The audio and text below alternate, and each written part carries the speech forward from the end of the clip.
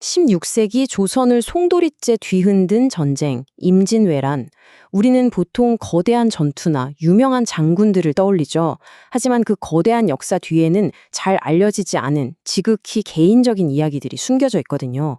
오늘은 바로 그 지점으로 들어가 보려고 합니다. 전쟁의 판도를 바꾼 평양성 전투라는 거대한 사건에서 시작해서 모든 것을 잃은 한 스님의 끈질긴 추격전이라는 아주 작은 이야기로 말이죠.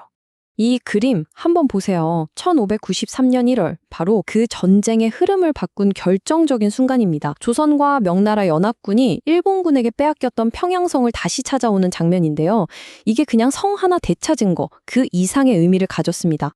자, 그럼 첫 번째 장에서는요, 이 평양성 전투가 어떻게 해서 임진왜란 전체의 흐름을 뒤바꾸는 전환점이 되었는지부터 한번 살펴보겠습니다.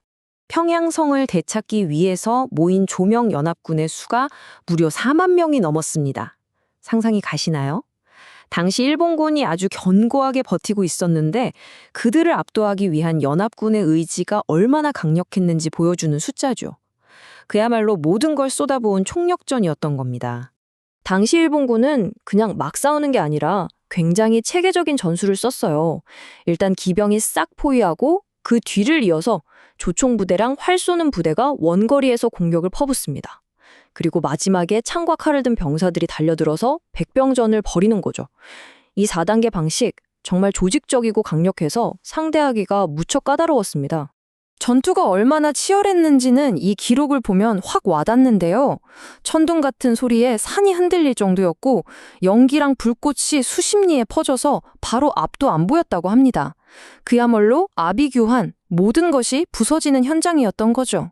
결과는 어땠을까요? 네, 조명연합군의 압도적인 승리였습니다. 일본 장수 고니시 유키나가는 겨우 목숨만 건져서 꽁꽁언 대동강을 건너 도망쳤고요. 연합군은 수많은 적을 무찌르고 포로로 잡혀있던 우리 백성들까지 구해냈습니다. 이 평양성 탈환이야말로 파죽지세로 북진하던 일본군의 기세를 완전히 꺾어버린 결정적인 사건이었습니다.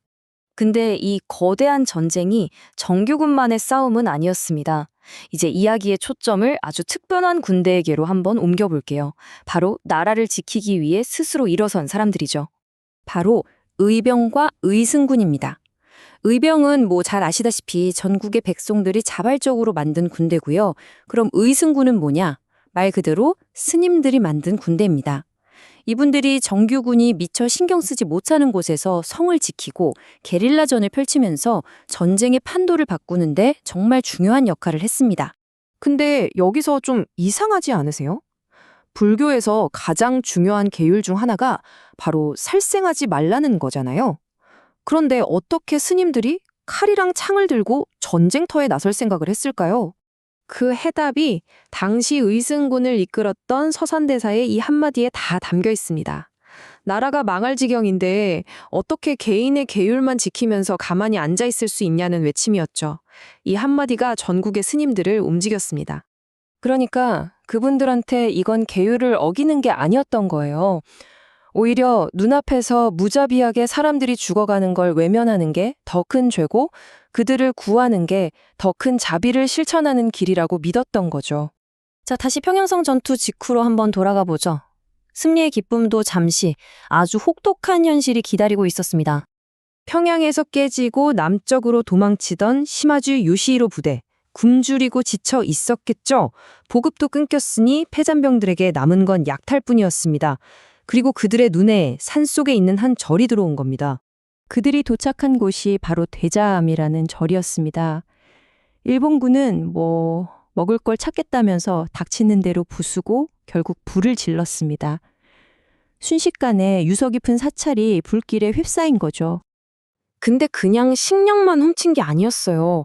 절 안에 있던 아주 귀한 금동불상, 은으로 만든 향로, 오래된 경전 같은 보물들을 닥치는 대로 챙겼습니다. 심지어는 그 안에 아무도 몰랐던 왕실의 비밀 문서까지 숨겨져 있었죠. 이제부터 거대한 전쟁 이야기는 도둑맞은 보물을 되찾기 위한 한 스님의 개인적인 추격전으로 포커스가 확 좁혀집니다. 주인공은 연각이라는 젊은 스님입니다. 의승군으로 전쟁에 나갔다가 돌아와 보니 자신이 평생 수행하던 절이 잿더미가 되어가고 있는 거예요. 그리고 저 멀리 약탈품을 챙겨 떠나는 일본군을 발견합니다. 영각과 동료들은 한치의 망설임도 없었습니다. 험한 겨울산길을 따라 바로 일본군의 뒤를 쫓기 시작했죠. 이건 단순히 보물을 되찾는 싸움이 아니었어요. 자신들의 정신, 역사를 지키기 위한 싸움이었습니다. 근데 추격을 시작하기 직전에 연각이 폐허가 된 절터에서 이걸 발견해요. 불에 그을린 목판 조각인데 거기에 법이라는 한 글자가 새겨져 있었던 거죠. 불교의 가르침이자 진리. 어쩌면 이 글자야말로 금이나 불상 너머에 있는 그들이 진짜 지켜야 할 것이 무엇인지를 상징하는 이정표가 되었을 겁니다. 그리고 마침내 끈질긴 추격의 끝에서 칼이 아닌 신념과 가치가 부딪히는 순간이 찾아옵니다. 며칠을 쫓고 쫓아서 연각은 드디어 일본군 진영 깊숙이 장수 시마지 요시히로의 군막 안까지 들어가는데 성공합니다. 상상해보세요. 촛불 아래서 모든 걸 빼앗은 장수와 모든 걸 잃은 스님이 마주선 겁니다.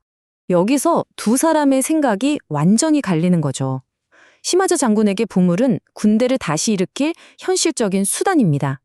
하지만 연각 스님에게 그것들은 돈으로 따질 수 없는 전쟁 속에서도 반드시 지켜내야 할 정신과 역사의 상징이었던 겁니다. 근데 대치가 정말 예상치 못한 결말로 흘러가요. 시마즈가 보물상자에서 왕실 문서를 발견하더니 그걸 툭 연각에게 던져주는 겁니다. 대신 자기는 법자가 새겨진 그 불탄 목판 조각을 챙겨요. 그러면서 이런 말을 하죠. 전쟁이 끝나면 어느 쪽이 더 오래 남을지 한번 보자. 이게 뭘까요? 어쩌면 눈에 보이는 부보다 보이지 않는 이념의 가치를 시험해보고 싶었던 한 무사의 기묘한 명예심 아니었을까요? 거대한 전쟁 속이 작은 추격전은 우리에게 마지막 질문을 던지고 끝이 납니다. 이 격동의 시간 속에서 우리가 정말로 지켜내야 하는 건 뭘까요? 눈에 보이는 물질적인 것일까요? 아니면 그 안에 담긴 보이지 않는 정신과 가치일까요?